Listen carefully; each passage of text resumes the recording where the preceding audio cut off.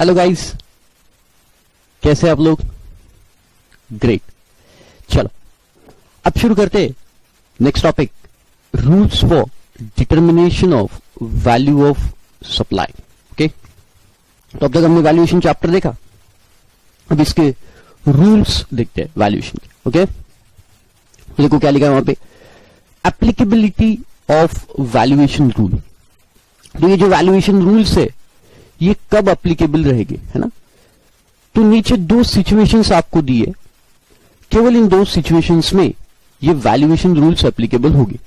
Okay, तो देखो बहुत लॉजिकली समझो, सिंपल चैप्टर एकदम।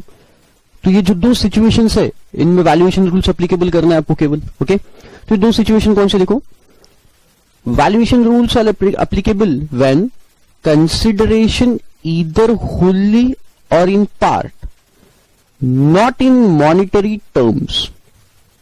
तो देखो ये लॉ हमेशा उल्टा बोलता है अरे इसको सीधा बोलना चाहिए था ना कि where the consideration is in kind, partly in a kind और wholly in a kind, right? ऐसा बोलना चाहिए था, लेकिन ये देखो क्या बोल रहा है अभी, कंसिडरेशन ईदर होलली और partly in non monetary terms. ये नॉन मॉनिटरी टर्म्स मतलब ही क्या हो गया बेटा, ये काइंड हो गया। तो अगर वो सीधा भी बोल देता था कि consideration is in kind, partly और होलली, तो भी चलता। ओके, तो इसका मतलब ये हो गया, चलो जाने दो, उससे कोई लेना देना नहीं हमको, लेकिन फिर भी मैंने बता दिया आपको। तो कंसिडरेशन अभी या तो फुल्ली काइंड में है या फिर partly kind and partly money में है। ऐसा कोई भी केस हो सकता है, partly kind and partly money. Okay, ये हो गया पहला केस, तो वैल्यूएशन रूल्स एप्लीकेबल करेंगे अपन। और दूसरा केस देखो, पार्टीज आर रिलेटेड। तो पार्टीज रिलेटेड है, बायर एंड सेलर ये दोनों रिलेटेड। तो अगर ये दोनों रिलेटेड है तो जरा इमेजिन करके देखो, आप और मैं रिलेटेड है, तो मैं आपको जो सर्विस दे रहा हूं मैं क्या करूंगा, इसका रेट कम कर दूंगा। मतलब जैसे मैं नॉर्मल लेक्चर 7,000 के बेचता हूं, तो मैं आपको बोलूंगा कि देखो आप मेरे रिलेटिव है, मैं आपको 4,000 में ही लेक्चर दूंगा। तो ये 4,000 पे फिर जीएसटी कम आएगा, राइट? तो गवर्नमेंट का नुकसान हो जाएगा। तो इसलिए फिर उन्होंने ये वैल्यूएशन रूल में उसका तरीका बताया क्या करना है। ओके, तो देखो, पार्टीज आर रिलेटेड और supply by any specified category of the supplier and the transaction value is not reliable. और फिर ये दोनों की ट्रांजैक्शन वैल्यू, चूंकि रिलेटेड है तो उनकी ट्रांजैक्शन वैल्यू रिलायबल नहीं है।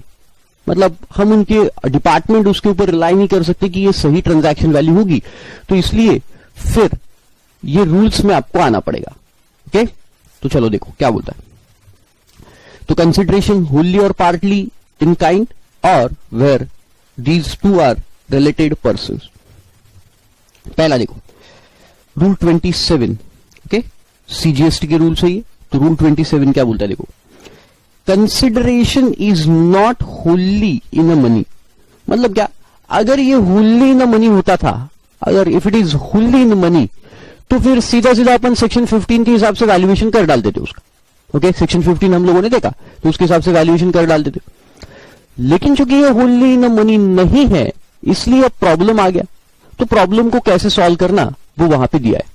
देखो क्या बोलता है, where the supply of the goods or services is for the consideration not wholly in money, the value of supply shall be। तब इस केस में वैल्यू ऑफ सप्लाई क्या होगा, तो देखो पॉइंट ये मैं आपको एक एक करके समझाता हूं। Be the open market value of such a supply. अब इसका मतलब क्या, be the open market value of such a supply. देखो एग्जाम्पल देके आपको समझाता हूं तो जल्दी से समझ में आएगा। जैसे देखो मेरे पास एक कोई स्टूडेंट पढ़ने आई, ओके, और रईस खानदान की लड़की थी, है ना? तो वो मेरे पास पढ़ने आई और उसने मुझे बोला, मतलब उसके रादर फादर ने बोला, मुंबई के थे वो लोग, तो काफी बड़े कॉटन मर्चेंट, कपड़े के व्यापारी थे, है ना? काफी बड़े लेवल पे उनका बिजनेस था। तो one fine morning he called me, hello mister Ashish. Yes Ashish here. तो बोले मैं फलाना फलाना मुकेश मुखर्जी बोल रहा हूं। अच्छा बोलिए मुकेश साहब बोलिए। तो बोले मैं अरमानी सूट बेचता हूं, यहां पे बहुत बड़ा हमारा शॉप है, शोरूम है अरमानी का, और हम लोग बेचते हैं, लेकिन देखो हमें ना तो हमारे लड़की को क्लासेस में नहीं भेजना चाहते, सीएस या सीए कर रही हो और हम उसको क्लासेस में नहीं भेजना चाहते, हमने आपका बड़ा नाम सुना है टैक्स में, तो आप ही से हमारे लड़की को पढ़ाना है, मतलब उसको जो पढ़ना है वो मुझसे ही पढ़ना है।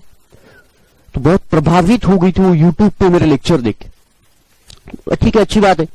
तो मैं बोला ठीक है लेक्चर खरीद लो। तो नहीं नहीं नहीं सर पर्सनल टीचिंग चाहिए। तो बोला अच्छा ऐसे तो मैं किसी के घर जाके तो कभी पढ़ाता नहीं हूं। तो बोले नहीं नहीं सर वो आप बाकी लोगों का हमें मत बताओ, हम बहुत अलग लोग हैं, बड़े बड़े आदमी है, बड़े लेवल के लोग हैं, तो आप हमारे लड़की को यहां पे आके पढ़ाओ। अब देखो वैसे तो मैं जाता नहीं हूं, लेकिन चलो उन्होंने मुझे बहुत पैसा ऑफर किया। बोले देखो एक बार पढ़ाने के आप 7,000 या लाइव बैचेस में आप 10,000 लेते हो, तो मैं आपको 3 लाख रुपए दूंगा। अच्छा 3 लाख रुपए एक बार टैक्स की क्लास लेने का। तो बोला चलो ठीक है आ जाता हूं।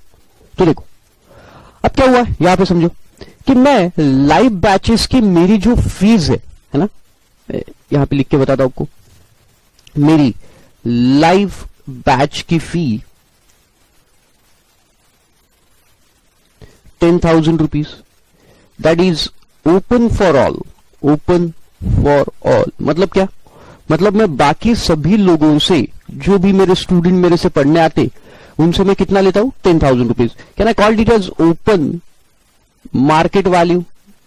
Yes this is open market value. कोई भी मेरे से पढ़ने आएगा तो मैं कितना लूंगा बेटा 10,000 रुपीज लूंगा उससे। लेकिन देखो ये ओपन मार्केट वैल्यू तो 10,000 होगी, लेकिन मैंने उससे कितना चार्ज किया? मुकेश मुखर्जी।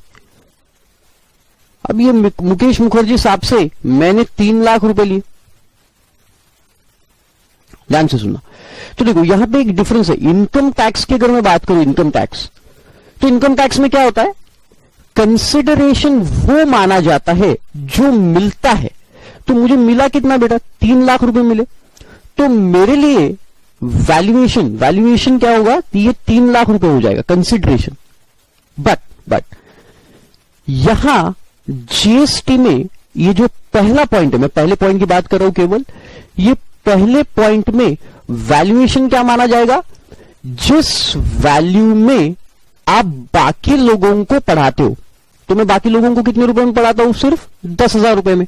ओके तो ये 10,000 रुपीज जो वैल्यू है, ये वैल्यू मानी जाएगी मेरी उस ट्रांजैक्शन की। किस ट्रांजैक्शन की?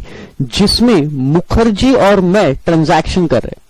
Getting the point? तो देखो मैं उसकी लड़की को पढ़ा रहा हूं, आशीष, और ये मुखर्जी, राइट? तो मैं कितने रुपए ओपन मार्केट में कितना रुपए चार्ज कर रहा हूं बेटा लोगों से? ओपन मार्केट में मैं 10,000 चार्ज कर रहा हूं। तो 10,000 वुड बी द कंसिडरेशन, और उस पे लगेगा फिर GST. Getting the point?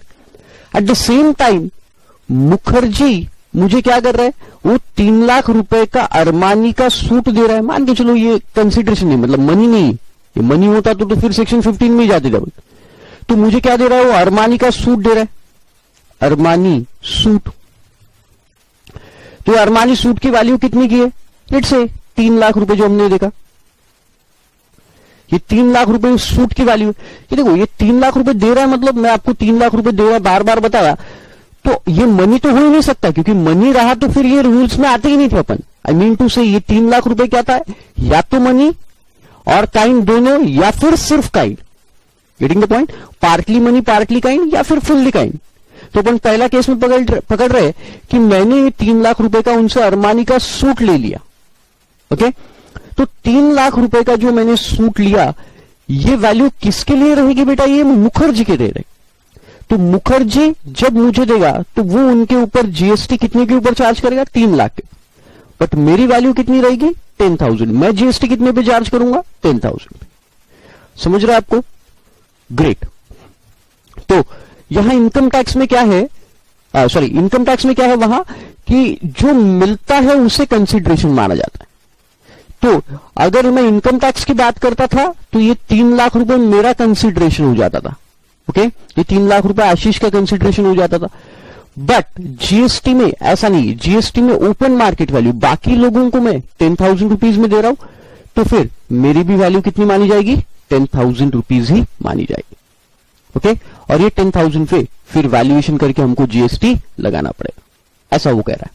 Okay, तो देखो, with open market value, open मतलब 10,000 रुपीज, क्योंकि मैं उसे कितने की सर्विस दे रहा हूं? 10,000 की। ओके, अब big point, if the open market value is not available, अगर ओपन मार्केट वैल्यू अवेलेबल नहीं है under clause A, with the sum total of consideration in money and any such a further amount in money as is equivalent to the consideration not in money if such a amount is known at the time of supply।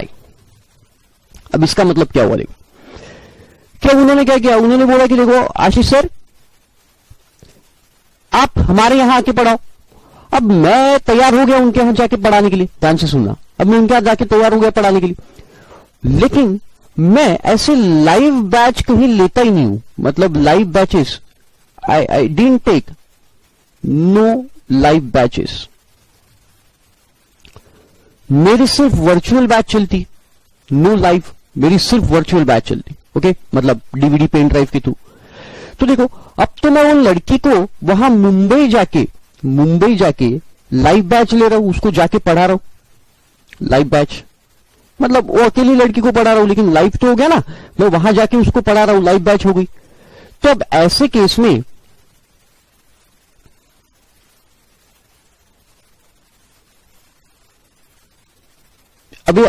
में ये जो live batch है, मैं उसको जाके पढ़ा रहा हूं वहां पे लाइव बैच में, तो फिर बाकी किसी को मैं ऐसी सर्विस देता ही नहीं हूं।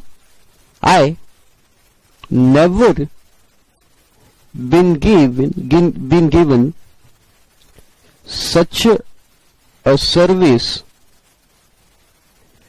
to any person, मैं ऐसी सर्विस किसी को नहीं दिया। तो फिर ओपन मार्केट में hence value not available in open market, तो ओपन मार्केट में तो इसकी वैल्यू अवेलेबल है ही नहीं, है ना। ओपन मार्केट में वैल्यू अवेलेबल है क्या? बताओ क्यों? क्योंकि मैं ऐसी सर्विस किसी को दे ही नहीं रहा हूं। तो फिर अब क्या होगा? तो उन्होंने बोला कि अब एक काम करो, अब वो दूसरा केस कि उसने आपको कितना पैसा पे किया, मुकेश मुखर्जी ने आपको कितना पैसा पे किया मनी में। मान के चलो कि उसने 1.5 लाख रुपए पे किया मुझे और 1.5 लाख का सूट दिया, काइंड मनी। तो ये मनी की वैल्यू और काइंड की वैल्यू, अब देखो मेरा अगर अवेलेबल नहीं, मतलब मैं कितने में ये सर्विस दे रहा हूं ये अवेलेबल नहीं है, तो फिर वो इनकम टैक्स का फंडा लगाएंगे कि वो मुझे कितना दे रहा है, वो कंसिडरेशन माना जाएगा। तो वो अब कितना दे रहा है मुझे, देखो 1.5 लाख रुपए मनी में दे रहा है और 1.5 लाख रुपए काइंड में दे रहा है, तो मेरे सर्विस की वैल्यू मानी जाएगी एंड इसके ऊपर लगेगा फिर अब जीएसटी। Getting the point? तो अगर मेरे सर्विस की वैल्यू ओपन मार्केट में अवेलेबल है तो फिर वो वाली वैल्यू मानी जाएगी, और अगर मेरे सर्विस की ओपन मार्केट में वैल्यू अवेलेबल नहीं है, मतलब मैं किसी को सर्विस देता ही नहीं हूं, तो फिर क्या हो जाएगा बेटा, वो जितना पैसा और जितना काइंड में या फिर पूरा काइंड में मुझे देता है वो वैल्यू उसकी, वो सर्विस की मानी जाएगी। Are you getting the point? तो ऐसे होता है valuation in case of rule 27। तो रूल 27 सिंपल, एकदम बहुत ही सिंपल। क्या बोलता है कि अगर ओपन मार्केट में वैल्यू अवेलेबल है तो ओपन मार्केट वाली वैल्यू ले लो। Similar in case of goods, ये मैंने सर्विस का एग्जांपल दिया आपको, गुड्स के केस में भी सेम होगा। और अगर ये ओपन मार्केट वाली में अवेलेबल नहीं है तो फिर आपको वो जितना काइंड में या पार्टली मनी पार्टली काइंड में पैसा पे करेगा वो वैल्यू मानी जाएगी। Okay, good. Third point, if the value of supply is not determinable under clause A or clause B, फिर with the value of supply of the goods or service or both of like kind and quality, अब देखो इसका मतलब क्या हुआ कि अगर ए और बी दोनों निकालना पॉसिबल नहीं हो रहा है आपके लिए, है ना, ए और बी दोनों निकालना पॉसिबल नहीं हो रहा है। जैसे कि मैं तो ओपन मार्केट में पढ़ाता नहीं हूं, तो मेरी ओपन मार्केट में वैल्यू निकलने का सवाल ही नहीं उठता। लेकिन अब उसके जो फादर है, मतलब मुकेश मुखर्जी साहब है, ये मुझे बहुत सारी चीजें कंसिडरेशन में दे रहे। जैसे उन्होंने क्या किया, तो मुझे एक अरमानी का सूट भी दिया, फिर वो एक ज्वेलरी शॉप भी उनकी, तो उन्होंने मुझे एक रिंग भी दिया। फिर क्या किया उन्होंने मुझे, बिल्डर है तो एक बंगले भी दे दिया पुणे में। मिलता है टीचर बन जाओ, सब मिलता है ना। और आप सोच रहे होंगे कि इतना सारा सब कुछ मिला क्या सर को? यस, देते हैं लोग, देते। और फिर एक सूटकेस भर के कैश भी दे दिया, और फिर और भी बहुत सारी चीजें दी, इधर उधर की सब ऐसी चीजें मुझे दे दिया, और मैंने उसको पढ़ा दिया। तो अब सवाल ये उठा कि अभी सबका वैल्यूएशन कैसे करें? ये भी चीज, वो भी चीज, वो भी चीज, वो भी चीज, सब खिचड़ी हो गई पूरी। अब कैसे वैल्यूएशन निकालेंगे? अब सवाल उठ गया। तो फिर उन्होंने क्या बोला, देखो ऐसे वैल्यू नहीं निकाल पा रहे, मतलब आपकी भी ओपन मार्केट वैल्यू नहीं है, सामने वाला क्या कर दे रहा है वो भी नहीं निकल रहा है। तो फिर ऐसे केसेस में आप क्या करो कि आप लाइक, काइंड और क्वालिटी जैसे गुड्स या सर्विसेज देखो। मतलब क्या कि मेरे जैसा पढ़ाने वाला कोई और बंदा आपको देखना पड़ेगा, सेम मेरे जैसा पढ़ाता है, बिल्कुल मेरे जैसा पढ़ाता है, सेम क्वालिटी, लाइक, है ना, लाइक मतलब थोड़ा मोड़ा हल्का भारी चल सकता है, लेकिन एकदम मेरे से बहुत अच्छा पढ़ाता है वो भी नहीं चलेगा, और बहुत खराब पढ़ाता है वो भी नहीं चलेगा। तो थोड़ा हल्का, मतलब अच्छा बुरा चल जाएगा, लाइक, काइंड एंड क्वालिटी वाला बंदा। तो अगर वो मिल गया तो वो उसकी कितनी वैल्यू है, वो वैल्यू मानी जाएंगी आपके सर्विस की वैल्यू, और फिर उसके ऊपर लग जाएगा जीएसटी। Getting the point? तो like, kind and quality. Same goods के केस में अगर गुड्स का कंसिडरेशन नहीं मिल रहा है, या फिर consideration partly in kind partly in money है, और ए और बी से पॉसिबल नहीं हो रहा है, तो फिर लाइक क्वालिटी के गुड्स या लाइक काइंड के गुड्स कितने में बेचे जा रहे हैं मार्केट में, उसके ऊपर आप आपका जीएसटी लगा देंगे, उसको ही फाइनल वैल्यूएशन मानेंगे। Okay, great. चल, and last one, D point, if the value is not determinable under clause A, B और क्लॉज सी, और अब ये तीनों से नहीं जम रहा है, मतलब ओपन भी नहीं, ओपन मार्केट भी नहीं, सामने वाले ने कितना दिया वो भी नहीं पता, और लाइक काइंड की क्वालिटी की सर्विसेज भी नहीं मिल रही, या तो आशीष बहुत अच्छा पढ़ा था, उसके जैसा कोई पढ़ा ही नहीं रहा है, वो भी नहीं मिल रहा है।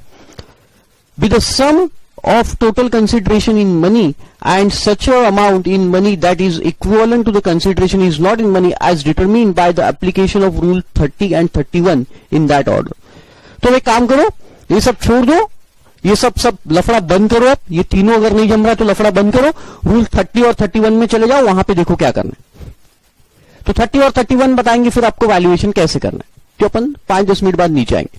ओके, तो सबसे पहले क्या करो, ओपन मार्केट वैल्यू में आप कितने में सर्विस देते हो वो देखो, फिर अगर वो नहीं जमता है तो फिर सामने वाला आपको कितना दे रहा है वो देखो, फिर भी नहीं जम रहा है तो लाइक काइंड और क्वालिटी के गुड्स देखो या सर्विसेज देखो, और फिर भी नहीं जम रहा है तो रूल 30-31 में जाओ।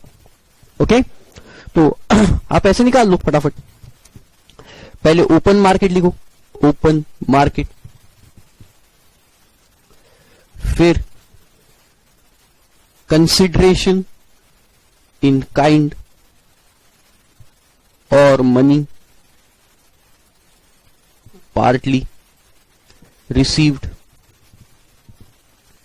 फिर third like goods, like goods और सर्विसेज, और फिर भी नहीं जम रहा है तो रूल 30-31, है ना।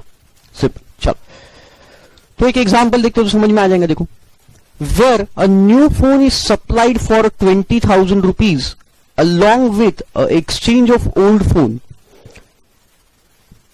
तो नया फोन अपन ने बेचा किसी को, है ना, जैसे कार में होता है कि कार भी बेचते लोग और पुरानी कार दे देते, है ना, तो वैसे ही फोन बेचा हमने, है ना, और उससे कितना लिया बेटा, 20,000 लिया कैश में, 20,000 कैश में लिया, प्लस एक ओल्ड फोन लिया, old phone.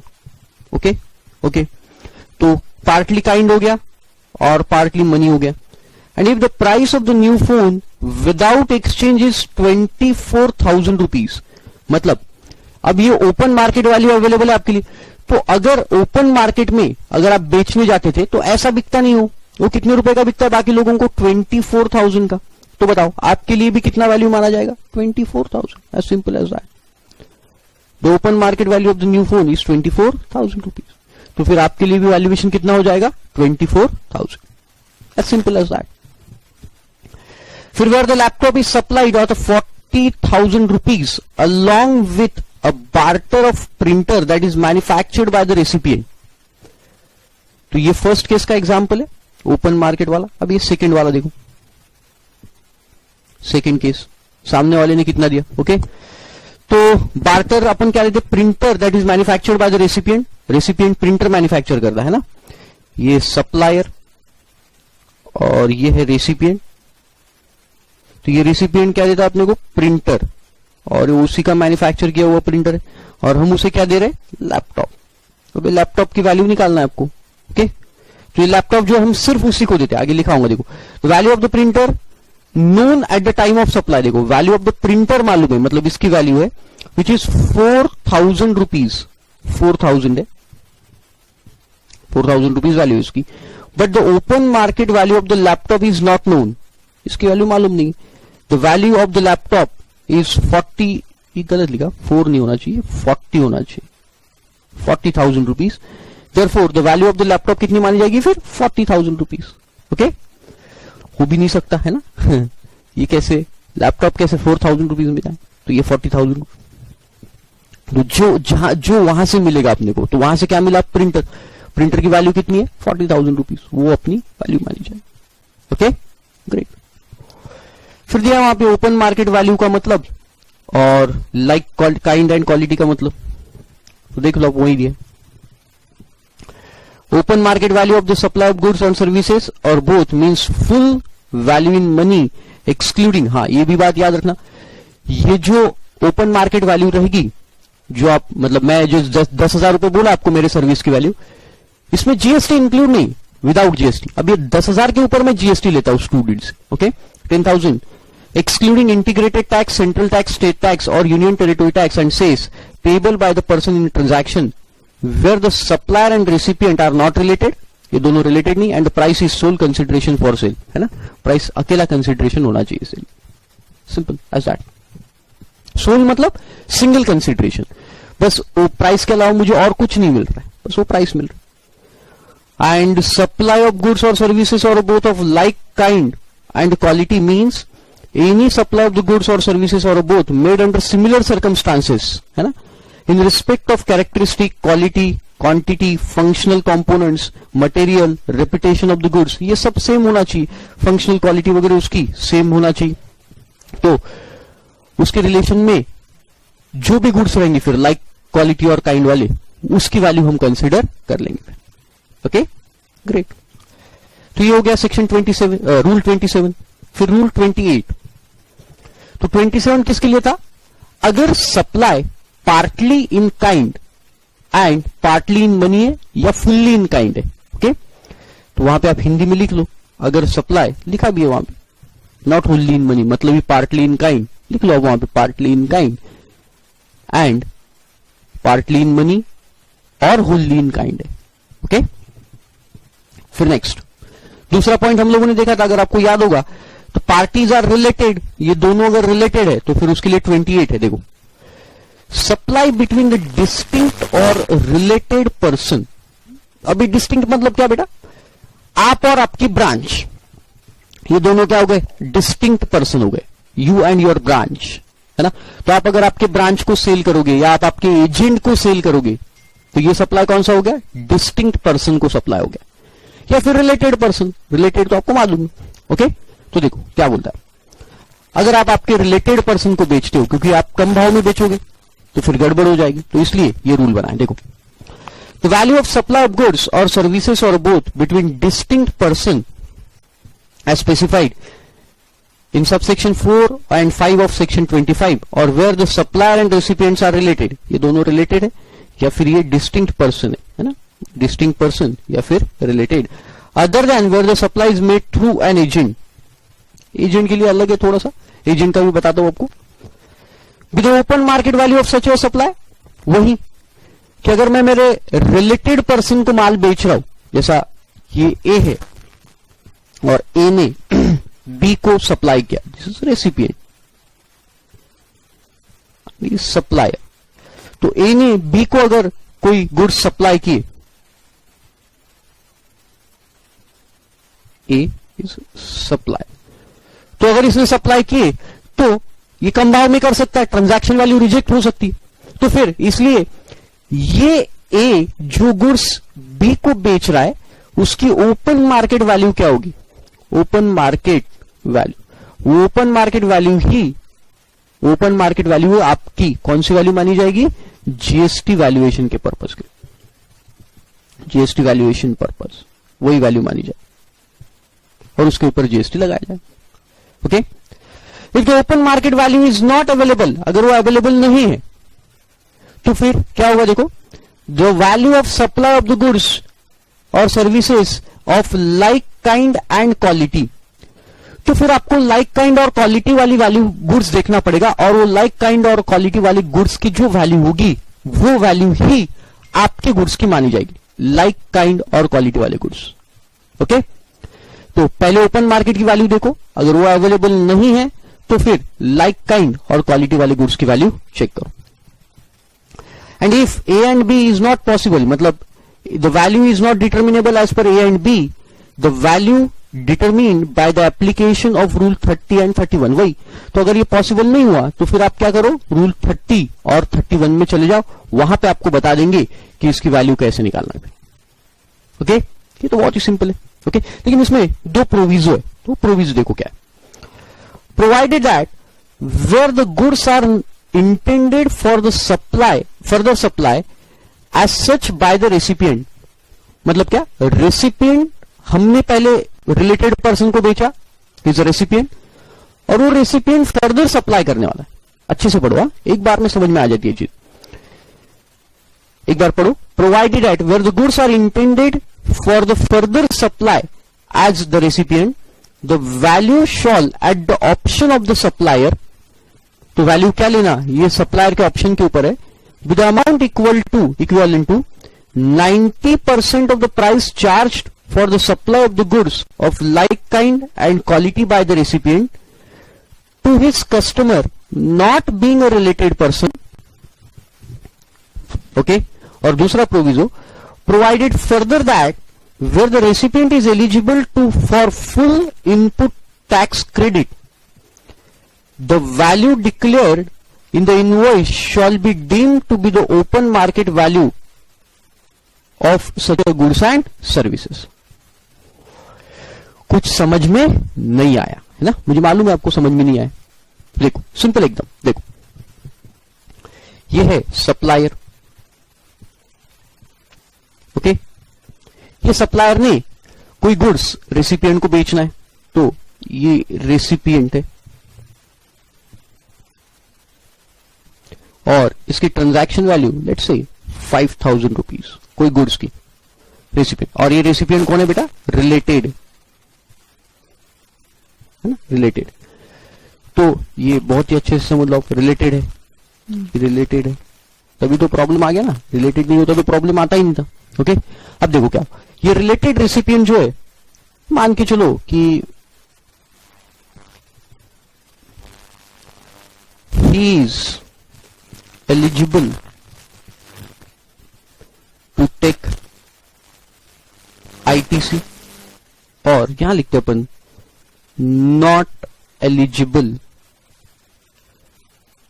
to take ITC. Okay, अब देखो क्या होता है कि अगर, अब देखो ये यहां पे ट्रांजैक्शन वैल्यू आपकी 5000 रुपीज, ये 5000 यहां पे अभी ऑफिसर के पास में गुड्स है, मतलब क्योंकि हम इसका वैल्यूएशन अभी कर रहे हैं। ओके, तो ये 5000 की एक्चुअल वैल्यू आपको निकालना है। तो देखो, अपन पहले सिंपल केस देख लेते हैं। He is eligible to take the ITC, ये सेकंड वाला पार्ट, सेकंड प्रोविजो है ना, ये सेकंड प्रोविजो दिया था। इसमें क्या बोला देखो, अगर मान के चलो कि हम ये आईटीसी लेने वाला अगर रिलेटेड पर्सन है, एक बार में समझ जाओ, बहुत सिंपल है। तो ये 5000 में अपन इसको बेचेंगे जीएसटी लगा के। ओके, किसको? ये एलिजिबल पर्सन को, रिलेटेड पर्सन को। अब ये वाला जो पर्सन है ये गुड्स 5000 में खरीदेगा और जीएसटी का क्रेडिट कितने का ले पाएगा? जितना जीएसटी 5000 पे लगा है उतने का क्रेडिट ये ले पाएगा, बराबर।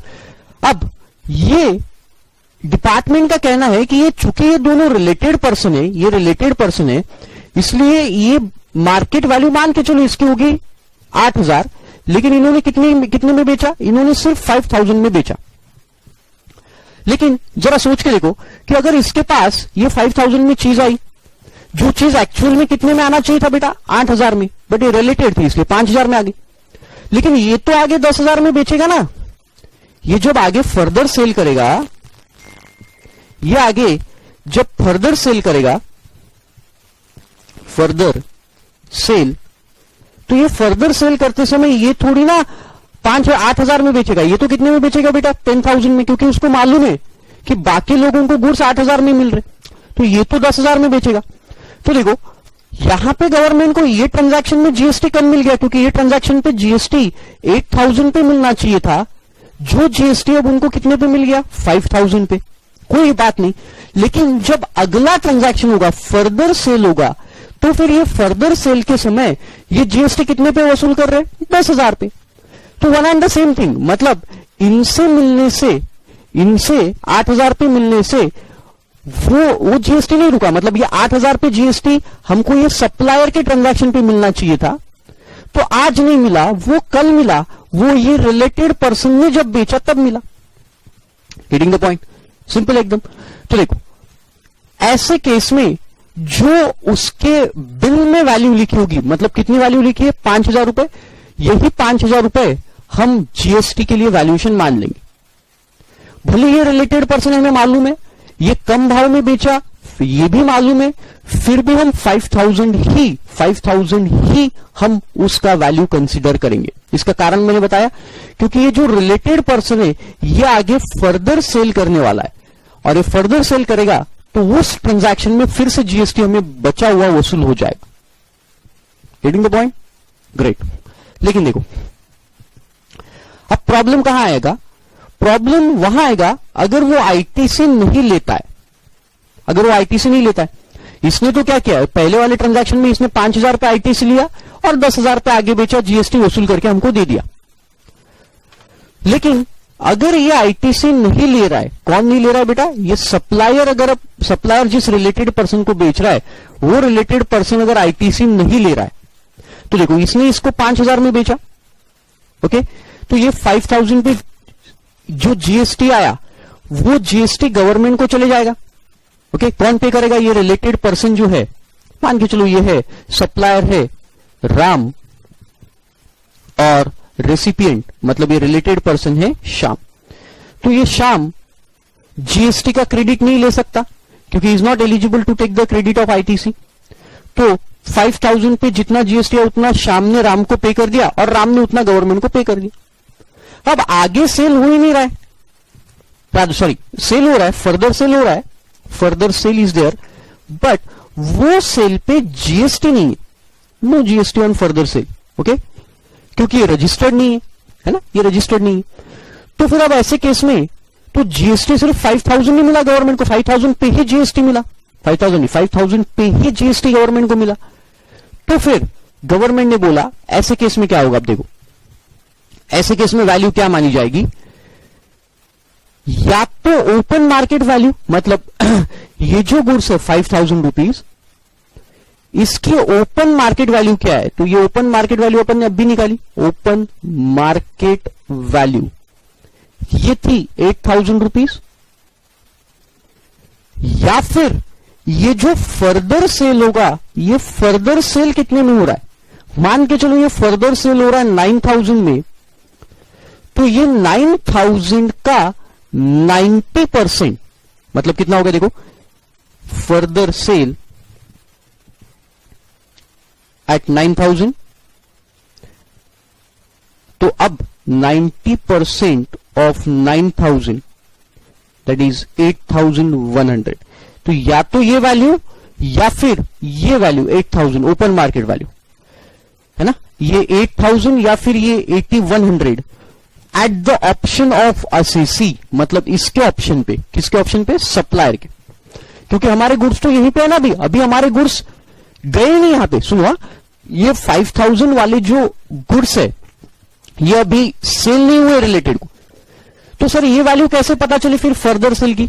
अरे वहां पे लिखा देखो, लाइक क्वालिटी वाले गुड्स, वहां पे जब हमारे गुड्स का वैल्यूएशन चल रहा था, ये जो वैल्यूएशन चल रहा था, ओपन मार्केट वैल्यू हमने निकाल ली थी 8000 और वैल्यूएशन चल रहा था, तब हम ये रिलेटेड पर्सन को पूछेंगे, भाई ऐसे सिमिलर गुड्स तो उधर क्या भाव में बेच रहा है?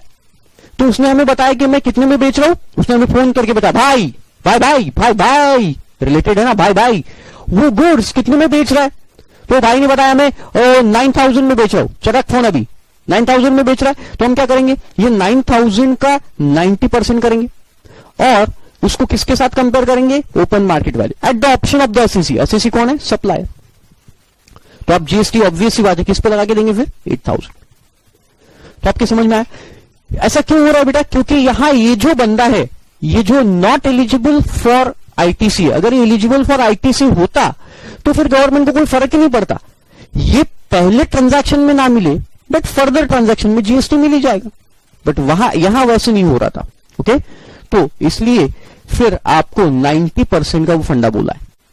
ओके, तो फिर आप वो एग्जाम्पल देख लो, समझ में आ जाएंगे आपको। ओके, चलो तो देखो next, supply through an agent. अब अगर एजेंट के थ्रू सप्लाई कर, है ना, तो ये सप्लायर है और ये सप्लायर पहले एजेंट को बेच रहा है और फिर ये एजेंट रेसिपिएंट को बेच रहा है। ओके, तो देखो क्या बोलता है, सिंपल, मैं पहले बता देता हूं। तो सबसे पहले तो इसकी ओपन मार्केट वैल्यू देखो कि अगर, क्योंकि ये सप्लायर एजेंट को बेचेगा तो गवर्नमेंट का कहना है कि कम भाव में बेचेगा तो जीएसटी कम आएगा, तो इसलिए पहले आप इसकी ओपन मार्केट वैल्यू देखो, ओपन मार्केट वैल्यू, और फिर ये एजेंट अनरिलेटेड बायर को कितने में बेच रहा है, फर्दर सेल कितने में कर रहा है, वो सेल का या ये सप्लाई का 90% at the option of the S, मतलब at the option of this supplier can be the value for GST. Okay, तो देखो, the value of supply of the goods between principal and his agent, principal and his agent with open market value of goods supplied, ये open market value, और at the option of the supplier 90% of the price charge for the supply of goods of like kind or quality। अब ये like क्यों बोलता है हर बार बेटा, इसका logic भी समझ लो। ये like इसलिए बोलता है क्योंकि अभी ये गुड्स तो सप्लायर के पास ही है, हम यहां की वैल्यू निकाल रहे, यहां पे वैल्यू निकाल रहे, तो ऐसे सिमिलर गुड्स एजेंट जिस दिन हम यहां से निकाल रहे थे, मान के चलो 7 जनवरी 2018 को गुड्स हम यहां से निकाल रहे थे, तो इस दिन 7 जनवरी को ये एजेंट सिमिलर गुड्स क्या भाव में अनरिलेटेड बायर को बेच रहा था, सिमिलर गुड्स क्या भाव में वो अनरिलेटेड बायर को बेच रहा था, उसका 90%। ऊपर भी सेम, जिस दिन गुड्स हम यहां से निकाल रहे थे, सप्लायर के फैक्ट्री से या सप्लायर के ऑफिस से निकाल रहे थे, शॉप से निकाल रहे थे, उस दिन ये एजेंट क्या भाव में बेच रहा था, उसका 90%। By the recipient to his customer not being a related person. Okay, तो देखो एक एग्जांपल भी दिया है, तो ये प्रिंसिपल, वही ये एजेंट और ये रेसिपिएंट। तो देखो क्या बोलता है, a principal supplies a groundnut to his agent and agent is supplying the groundnuts of a like kind and quality in subsequent supplies at price of ₹5000। तो एजेंट का प्राइस पहले दिया यहां पे 5000 रुपीज, तो उसका 90% लेंगे अपन। Okay, another independent supplier is supplying the groundnuts of a like quality kind and quality to the said agent at 4550 per quintal। मतलब सप्लायर ये एजेंट को 4550 में बेचता है, open market value.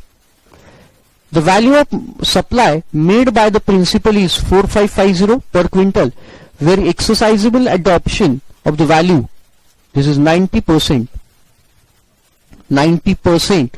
of 5000, that is 4500। तो इसका 90% कर रहा, कितना आता है देखो, 4500। तो ऑब्वियस सी बात है सप्लायर कौन सा वैल्यू कंसीडर करेगा, कम वाला, क्योंकि जीएसटी कम लगना चाहिए, 4500। Okay, And where the value of supply is not determinable under clause A, then it shall be determined as per rule 30 or 31. तो सिंपल. फिर वैल्यू बेस्ड ऑन कॉस्ट. तो अगर ये 27, 28, 29 ये तीनों रूल से पॉसिबल नहीं हो रहा है वैल्यू निकालना, तो फिर आपको रूल 30 से वैल्यू निकालना पड़ेगा. रूल 30 बहुत सिंपल है. क्या बोलता है कि आप आपके गुड्स और सर्विसेज की पूरी कॉस्ट निकालो, पूरी कॉस्ट, जो भी रॉ मटेरियल, लेबर, जो भी कॉस्ट लगी, और उस कॉस्ट का 110% वुड बी द वैल्यू, और उसके ऊपर जीएसटी लगा दो. ओके, तो देखो, where the value of supply of goods or services or both is not determinable by any of the preceding rule, the value shall be 110% of cost of production. तो 110% of cost of production कर लो आप, है ना. Cost accounting standards के हिसाब से इसकी value निकाली जाती है. जो वैल्यू ऑफ कॉस्ट निकाली जाती है that is according to cost accounting standard. और मैन्युफैक्चरिंग और cost of acquisition of goods और provision of such services, services की भी प्रोविजन की कॉस्ट निकालो. लिखा भी है cost accounting standard may be followed to calculate the cost for this rule. And last is residual. इसको बोलते हैं based judgement assessment. Based judgement assessment. तो ये क्या बोलता है, where the value of supply of goods or services or both cannot be determined under rule 27 to 30, 27 to 30 के हिसाब से पॉसिबल नहीं है, the same shall be determined by using reasonable means consistent with the principle of general provision of section 15. तो section 15 को मद्देनजर रखते हुए और बेस्ड जजमेंट से, रीजनेबल मीन्स से आप इसका वैल्यूएशन कर लो. फिर अब कोई भी वैल्यूएशन करना पॉसिबल ही नहीं हो रहा है किसी से, तो फिर आप ऐसे कर लो. सेक्शन 15, कॉम्बिनेशन ऑफ सेक्शन 15 और रीजनेबल मीन्स, इन दोनों का कॉम्बिनेशन से वैल्यू निकाल. And the provision of this chapter provided that in case of the supply of service के केस में the supplier may opt for this rule ignoring rule 30. क्योंकि services की cost निकालना इतनी आसान नहीं रहता. जैसे मैं पढ़ा रहा हूं, मेरे सर्विस की कॉस्ट कैसे निकलेंगी, तो इट्स वेरी डिफिकल्ट. तो ऐसे केस में आप क्या कर सकते हो कि आप रूल 30 में जाओ ही मत कॉस्ट निकालने के लिए, आप सीधा 31 में आ जाओ और 31 में इसकी कॉस्ट निकाल लो. फिर कैसे 31 में कॉस्ट मतलब वैल्यू निकाल लो direct. Reasonable means read with section 15. तो फिर आपको रूल 30 में कॉस्ट निकालने की जरूरत है ही नहीं.